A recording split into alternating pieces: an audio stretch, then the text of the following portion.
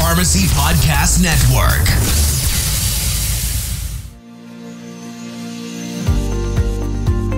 Here's the thing. You're busy. You're a professional. Maybe you're a pharmacist, and you know you're capable of doing more, doing much more, and living a more organized, less stressful, purposeful, and freedom-driven life. Let's talk. Let's share. And let's grow together as an industry, as healthcare providers, and as a better unified community. It may seem like some of these things don't easily fit together. After all, what do career coaching, marketing strategy, networking, and pharmacy have in common? Welcome to the RX Buzz. Your host is a pharmacist, a wife, a mother, an entrepreneur, and a proven motivational career coach, Ashlee Kleven-Hayes. This is the RX Buzz Podcast, a collaboration between RX Ashlee and the Pharmacy Podcast Network. Hey there, RX Buzz listeners. This is Ashlee here, coming from RX Ashlee at the Pharmacy Podcast Network, and I am super excited to have this special guest on the show today. It's kind of a big deal. He is super fun, super interesting person to talk to, but also I love what he's preaching for us here in California. And I also just really enjoy conversations with him. I've gotten to know him over the last decade of my training. And I have Jon Roth, CEO of California Pharmacists Association, with us today. Jon, welcome to the RX Buzz. Good morning, Ashlee. Thanks so much for having me. Of course. This is cool. I appreciate you taking the time. I know you're a busy guy. I think this conversation has been long overdue because I can't express to you enough how many pharmacists I talk to who just don't simply quite understand the importance of why it's important to be involved, not only on a local level, a statewide level, but a national level too. So it's great that you're going to be here today and share some tips and tricks on why it's important to be involved. But before we jump into that, why don't you tell us a little bit about yourself and kind of how you got into the role you're in now? Sure, happy to. So I really have grown up my professional career in healthcare, and in particular healthcare associations. I sort of came upon the whole policy world of government affairs and advocacy early on in my career, and just sort of found a niche for it, really found a passion and a love for wanting to move the needle in terms of the health professions at a higher level. You know, they say much more can be done with the power of a pen than anything else. And so using my resources, my talents, my skills, hopefully been able to move the needle in pharmacy and, you know, provide some leadership to a really incredible group of practitioners who are serving their patients every day out there in the community pharmacy and hospital pharmacy and specialty pharmacies. I love it. So California Pharmacists Association is what you are CEO of, but you're also involved more on a national level too, which I don't think a lot of people know. So do you want to expand upon a little bit about that and kind of tell us what that means for maybe California in general, but also globally what that means for pharmacy? Sure, absolutely. Yeah. So I sort of wear multiple hats, but the two hats in particular as CEO of California Pharmacists Association is, you know, we're very fortunate to be the largest state association in the country. And with that, we think comes a lot of opportunity, but also some great responsibility to sort of lead the way and provide some perspective and some roadmaps for other states and perhaps national policy to follow. But also I serve as currently the president of the National Alliance of State Pharmacy Associations, which is a national association of folks like myself, the CEOs of their respective state associations. And in that way, we network and we resource share, and we mutually learn from one another, best practices in states. And I'm just privileged to have an opportunity to be the president for the current year. So is that organization only involved with the higher level leadership of the state organizations? Is that my understanding? Because I'm not familiar with this organization, really. Yeah, that's correct. So all the CEOs are the representatives of the NASPA organization, and they are the linkage to their state pharmacy associations through that group. And then do they have an affiliation with national organizations? They do. So one of the primary roles of NASPA, as we call it, the National Alliance, is that it serves as really a conduit between the state pharmacy associations and the national associations. They provide resources and are great about gathering national data, communicating with our national partners, so that each of us at the states aren't sort of individually having to do that, and we can have a unified message with our great staff at NASPA sitting down and working with the nationals on those broader level policy issues. So the rumor that pharmacy is a totally ununited profession is a little bit inaccurate, what I'm getting. It is. You know, I have the privilege of meeting with the national organizations, again, just by virtue of wearing both hats as CEO of California as well as NASPA president on a regular basis. And there is a lot of unity, a lot of synergy, even though they have different organizations. The leadership, I could say, from my observations, are very committed to working together. I love that. That just made my day, because that's totally different than what's been rumored forever. So I think that that's awesome. We need to learn more about that. And let's have you on another podcast to talk more specifically about how, like, what it is that you guys are doing specifically to unite the whole organization or the whole profession in general. But what I really want to talk about today, and it's burning my heart right now, because and as you know, I talk to pharmacists every day, all the time now, in my own business. But one of the things that I speak to and I preach on is really networking, how to better your career, and how, you know, leveraging your network and leveling up your skills and being able to get jobs my goal is to not apply to a job. One of the questions I ask people right from the get-go when they turn to me for support is, you know, how are you building your network? And also, you know, are you involved in your local pharmacy organizations or national, or what it is that you're doing? And just before we got on this recording, I told you, you know, 99.9% of people pharmacists either say, no, I'm not involved, or yes, I am involved, I just don't really get involved. So I guess I pay my dues, but I don't really know what that X amount of money goes to. So the primary reason what I want to dig into today, and I'm going to ask you some hard questions, and I recognize that these are hard questions, but it's really getting down to the meat of why it's so important for us to be involved. And why it's so important for us not to only just financially be giving into our profession, but also for other ways that we can be giving back to the profession. And that's something that I think, you know, you can shine so much light on us. So I guess the first thing that we could talk about is, honestly, Jon, so talk to us about why is it so important for us to be involved? Yeah, that's a great question, Ashlee, and I'm so glad we can have this conversation. Probably not surprising to you, I get this question individually or in small groups as I move around the state from pharmacists as well. And I'm talking to them about membership and some of the activities that we're doing that are exciting here at CPHA. But really how I would break it down is this way. There's the individual benefit, which I think most members, when they talk to you or talk to me, are looking for. What is the individual benefit of joining and belonging to the association? But then there's sort of the other side of that lens, which is what is the collective benefit? And that's usually a more outward-looking perspective on why does my voice matter? Why is it important that I belong for the benefit of the profession overall? But recognizing on the individual benefit side, you know, I would unpack it this way.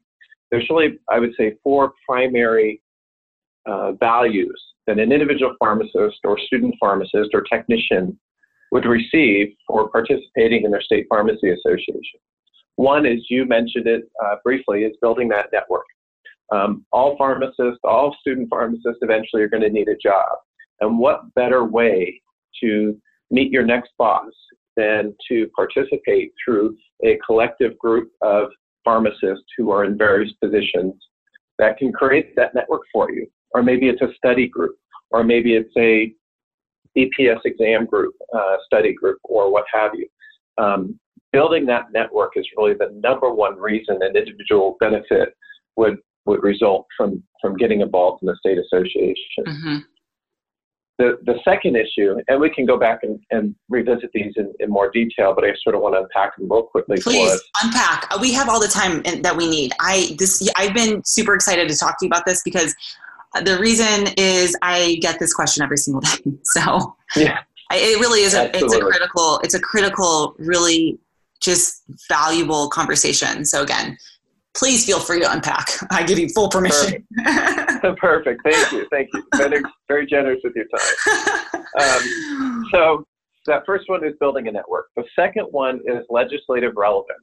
And admittedly, when you talk to a pharmacist about, well, what is the individual benefit I get from sort of that legislative relevance, their eyes begin to glaze over a little bit. They think, I don't want to deal with that. That's very high level. What does that actually mean to me in my practice every day? But the bottom line is, I used the phrase already in our conversation, that the power of the pen at Sacramento is mightier than anything that we can do individually in our practices. And so legislative relevance and the items that we're working on behalf of pharmacy generally and individual pharmacists in terms of their practices, their livelihood, are extremely important. And that's a key part of belonging. Can you explain to us a little bit more about that? Because that's just something that, like you said it, Jon, glazed over a little bit. So legislatively speaking, can you give us an example of, what does that mean for us?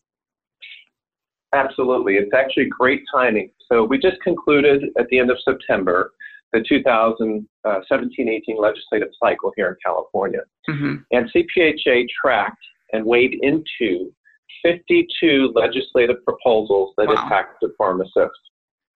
Each of those required us to do an analysis, to meet with the sponsors of those bills. Some were favorable towards pharmacist practice, some were antagonistic towards pharmacist practice. And our ability to weigh in and to negotiate, support, or ultimately kill a legislative bill amongst those 52 absolutely has real-time value. Give you one example. There were 7 of those 52 bills this year that would have imposed some sort of negative mandate on pharmacists. Yeah. Everything from unfunded mandates at the pharmacy counter to restrictions in scope of practice or requiring unnecessary regulations in terms of practice. And we were able to kill all of those 7 bills that would have had a negative impact on pharmacist practice. Yeah, so right there, that's a very, very tangible outcome. So do you work with, talked about legislative? Yeah. So do you work, and logistically speaking, do you work with attorneys to do this, or is this what CPHA does? Do we have in-house staff that does this? I'm just curious, how does this work? Yeah, great question. So I have so many questions. That's fine. I'm learning. So internally, we have 2 outstanding government affairs staff members. One of them is our lobbyist, Michelle Rivas. One of them is our government relations manager, Danny Martinez. In addition, we hire external lobbyists as well that are on contract with CPHA. Got it. And we have 2 of those folks. So that's really the horsepower behind conducting those analyses, doing the effective lobbying to represent pharmacist interests every day. This is so powerful. So I think what we lose sight of is this collective benefit. To be honest, I think that's what it is. I think we see it as, oh my gosh, another check I have to write amongst my other checks.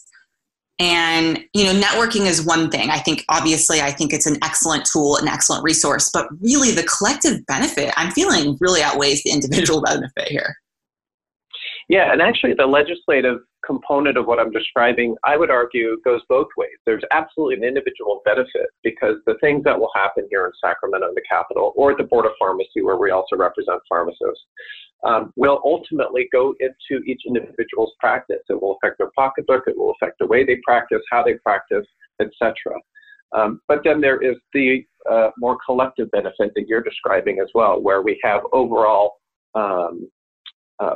wins for the profession, and that moves the profession forward either progressively, like some of our scope of practice work, or it effectively defends something that would be negative towards pharmacy practice. So I think it goes both ways on the legislative relevance.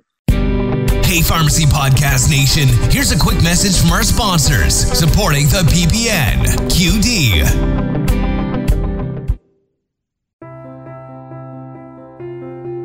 If you or your patients struggle with muscle cramps, spasms, soreness, or restless leg syndrome, you're going to want to hear about our non-opioid TheraWorks Relief. TheraWorks Relief is a clinically proven and published locally acting topical solution that prevents and relieves muscle cramps, spasms, and soreness in the legs and feet. In a research study including patients diagnosed with restless leg syndrome, TheraWorks Relief was shown to reduce symptoms commonly associated with accompanying RLS, including muscle cramps and spasms. Muscle cramps are reported as a side effect of hundreds of prescription medications, from intravenous iron sucrose and conjugated estrogens to statins and diuretics. By managing muscle cramps, TheraWorks Relief supports adherence, helping patients stay on important and often life-saving medications. TheraWorks Relief comes in an easy-to-use, fast-absorbing, non-greasy foam that can prevent muscle cramps and spasms with just a few simple applications a day. To learn more about TheraWorks Relief, go to theraworksrelief.com and click on the healthcare professional link. So who decides if it's positive or negative for a profession? So that's one of the beautiful things in how we conduct our work. So on staff here, the folks that I mentioned a few minutes ago, they're not pharmacists. Yeah. But the beauty of working through our volunteers, through our special interest groups, through our Board of Trustees, they provide us both clinical and experiential inputs in terms of our analysis on those bills. Now, unfortunately, even though my staff are not pharmacists, we have a lot of horsepower to review a bill and just say inherently, hey, look, this is going to be negative to the practice of pharmacy. But if we have questions about clinical implications or how something may literally show up in a hospital or community pharmacy or what have you, we've got a depth of resources, which, by the way, is also an important reason for pharmacists to belong, so we can access their expertise to go to make those analyses. Why do you think, in your experience, because you've been in this position for almost 10 years now, just over 9 years, why do you think not enough pharmacists are involved? Or not all pharmacists are involved? Yeah, that is the $1 million question. Listen, this is a sensitive conversation. I'm asking the hard questions. Absolutely. I mean, I wish, honestly, that every pharmacist understood the impact of what their voice and their resources bring to the profession. Right. And you know, we just came off yesterday. I know by the time this will air, it's going to be some weeks ago from a midterm election. Sure. And you hear a lot of the banter about every voice matters and what have you. But I can tell you it's very, very true, Ashlee. Every voice matters. And so by definition, the more voices we represent, the louder that voice becomes. The louder that voice becomes, the more impact we can have. And the more impact we can have, the better the life of a pharmacist. Sure. So it's absolutely interconnected. And I wish every pharmacist could step back and sort of think about that in terms of how their contribution rolls up into a greater good for themselves as well as the overall profession. It's a great segue. So when you mean contribution, what does a contribution look like? Does it mean money, or does it mean volunteer work, or does it mean actually showing up to meetings? Like what could behoove the pharmacist and CPHA, or just in general? How do we logistically do that? Is it just paying a check, or is it showing up to meetings, or is obviously it's everything? But what if we can't do everything? Yeah, no, absolutely. The answer is yes, yes, and yes. Yeah. One of my sort of common or famous phrases is, and we talk about this on the staff team all the time and amongst our Board of Trustees, is we need to meet the member where they're at. So if you're a new pharmacy school graduate, you're in your first year PGY1 perhaps, you're in a very different space than perhaps the 20-year veteran pharmacist in practice. Your needs are different, your values are different in terms of what you want from the association and what you're willing to contribute back to the association. So it could be that you are just a checkbook member. You know that your dues are going to an organization that's doing all these wonderful things on behalf of yourself as well as the profession collectively. It could be that you want to get more like literally actively involved. You want to volunteer for one of our task forces, or perhaps run for an elected office, or sit on an actual standing committee where you're dedicating your expertise and your time and treasure from your knowledge base to moving our issues forward.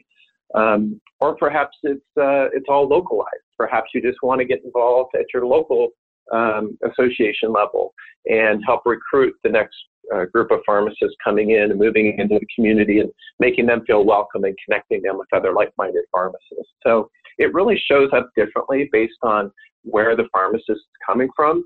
And we don't try to say there's one right way or wrong way. it's our job to provide a platform, I think, to welcome them and to allow them to contribute their time, talents, and treasures in what way it makes sense for them and fills the needs for the organization.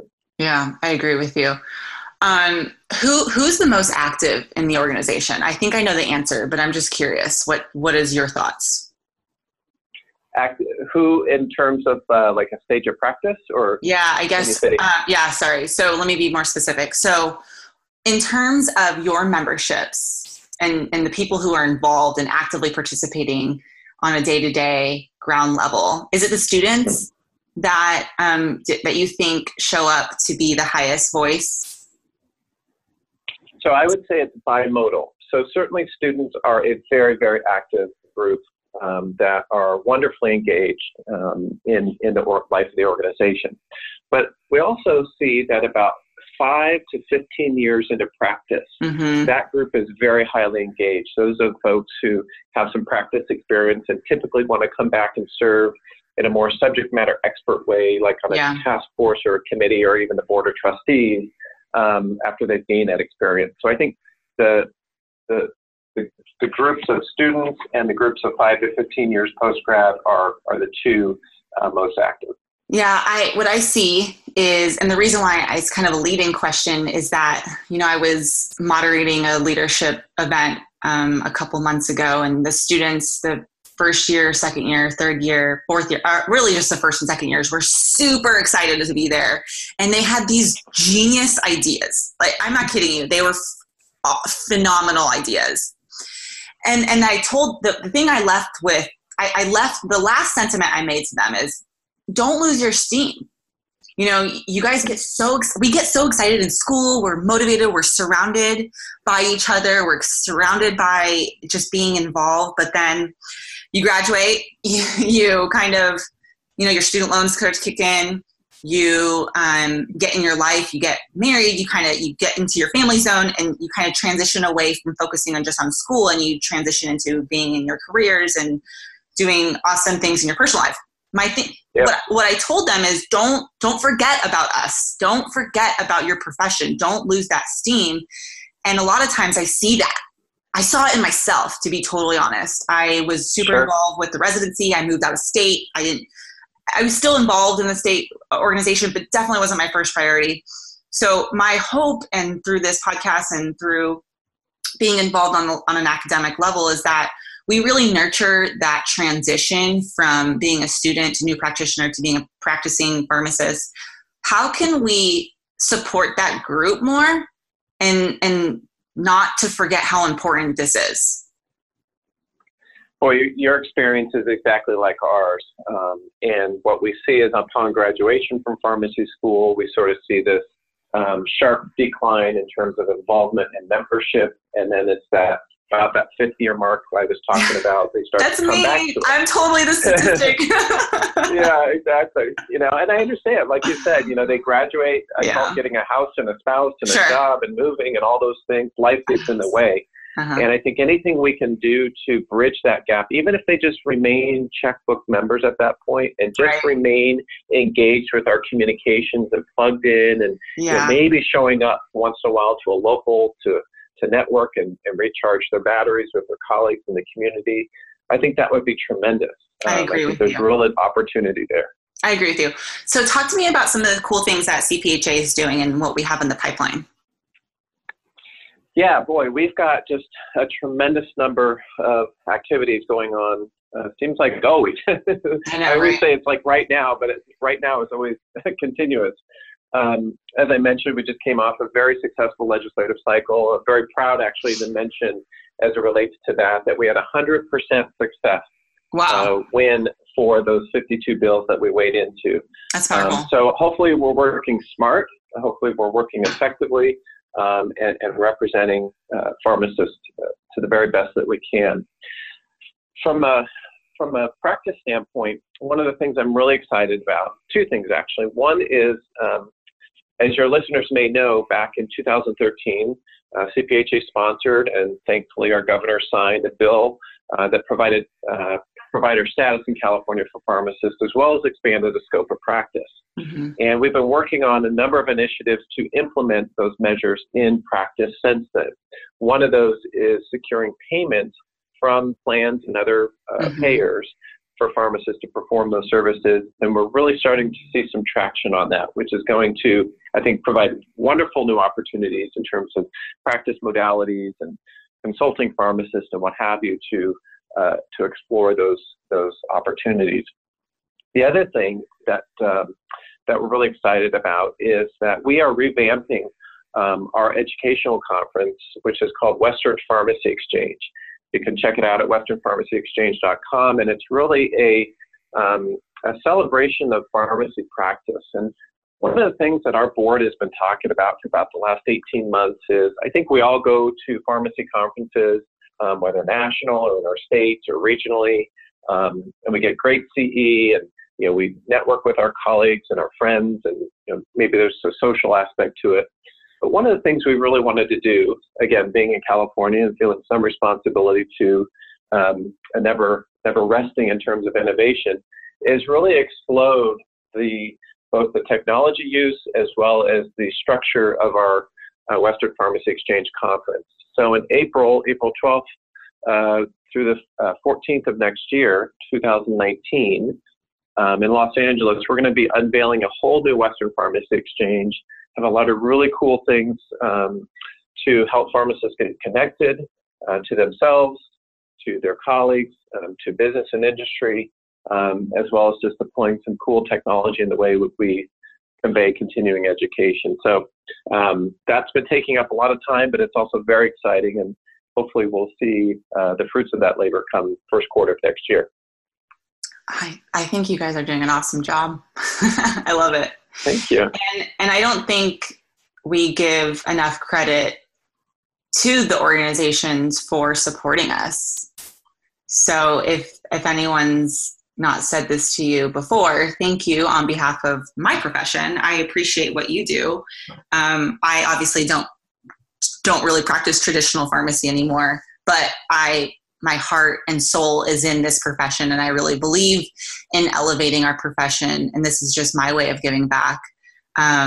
So on behalf of myself, my family, because I'm third generation pharmacist, I appreciate what you guys are doing. For some reason, I just have a really good feeling about what CPHA is doing. And, I lived in Sacramento, so I had the opportunity to go visit you guys a few times. And I really want to give you guys kudos and just all the applause that I think you guys are really moving the needle. So I know on behalf of at least me and my family, and I can't speak for everyone, but I do think that everyone, at least my colleagues, agree that CPHA is doing an awesome job. And I think you are spearheading that. So thanks, Jon, for your time. And I think this was awesome. Anything else you want to leave us? Well, I just appreciate it as well, Ashlee. This platform and being able to talk about the importance of belonging is tremendous. I can have all the individual conversations with non-members in the world, and it won't reach the same audience. We really do see the collective benefit. The more pharmacists join, the more pharmacists belong, the more we can do. I appreciate your acknowledgement of what we've done so far, but the bottom line is the more pharmacists join, the more we can do even beyond that. So I really encourage pharmacists to step up and step into membership and service to the association. It matters. They're important. And I just really appreciate the opportunity to share that message with your listeners today. Thanks, Jon. And just a special note, I guess, to my audience is that I just want to be really transparent and really direct with everyone and saying, I've been involved with with pharmacy organizations essentially my whole career, before my career, because my dad was super involved. But I don't really, the reason why I ask these hard questions, and maybe they're a little sensitive questions, is that I don't fully understand what goes on behind the closed doors and what goes on in the Senate of, for pharmacy specifically. But I do recognize that there is importance in it. So I may or may not be one of those checkbook members, through my transitions, but I am seeing it day to day with pharmacists who reach out to me saying how unhappy they are with their jobs, or that they want change, or they don't want to do X and they want to do Y. The thing is you have to do something about it. So whether, like Jon mentioned, whether you are a checkbook member or you are an active president of a local pharmacy organization, it doesn't really matter. You have to do something. And so one of the reasons why I wanted to bring Jon on, and one of the reasons why I am continuously bringing this sensitive subject up and asking the hard questions, is because I hear a lot of you, I hear you, I see you, I feel you, I talk to you every single day, that you want change. Change has to start from within.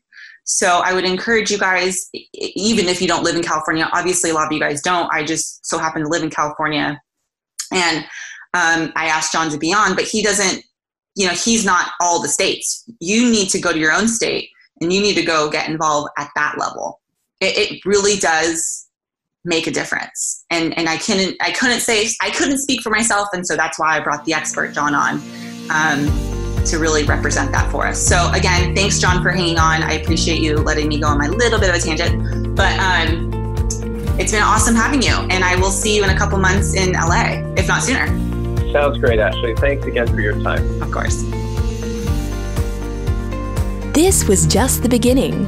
If this was your first time listening to the RX Buzz, we welcome you and thank you for giving us a chance. And if you're an old friend, one of our subscribers, we cherish you and look forward to hearing from you. And now, we need your help. We ask that you share this podcast with just one person you know who's in the healthcare industry. If this podcast can help just one person, we believe it will have a chain reaction, having an impact on dozens, hundreds, thousands, and someday, millions of people. Thank you for your help. We truly appreciate you. And thank you for listening to the RX Buzz, part of the Pharmacy Podcast Network.